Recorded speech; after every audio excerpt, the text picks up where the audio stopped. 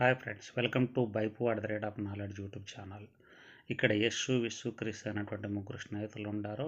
వీరు బాల్యం నుంచి ఒకే చోట కలిసి చదువుకుంటూ ఉండేవారు.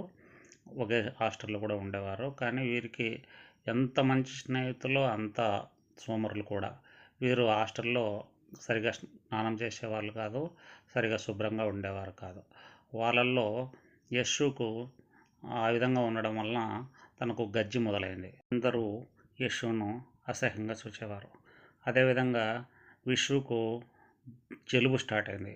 ఆ జలుబు ఎక్కడ తుమ్ముతాడో అని అందరూ అతన్ని కూడా అసహించుకునేవారు. అదేవిధంగా క్రిష్కు కళ్ళ పిసూర్ల సమస్య మొదలైంది. క్రిష్ను కూడా అందరూ అసహించుకోవడం మొదలుపెట్టారు. ఒకరోజు టీచర్ వీళ్ళ ముగ్గురిని కూర్చోబెట్టి యస్సును తనకు నవ్వబెట్టినప్పుడు గీక్కోకుండా, విష్ణును తనకు జలుబు వచ్చినప్పుడు తుమ్మకోకుండా, తర్వాత క్రిష్ను తనకు కండ్ల మీద పిసుర్లు పడినప్పుడు తుడుచుకోకుండా టెస్ట్ పెట్టి 10 నిమిషాలు ఎవరూ అసహించుకునే పనులు చేయకపోతే వాళ్లకు నేను గిఫ్ట్ ఇస్తానని చెప్పింది. వీళ్ళు దానికి సిద్ధపడ్డారు. ఇచ్చిన 10 నిమిషాల సేపు ఎవరూ ఉండలేకపోయారు.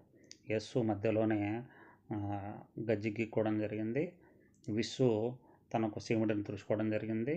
క్రిస్సు తనకున్నటువంటి కండ్ల పిసర్లను తుడుచుకోవడం జరిగింది. ఈ కథ ద్వారా మీరు ఏం గ్రహించారో కామెంట్ రూపంలో తెలియజేయగలరు. Thank you for watching. Please subscribe, like and comment.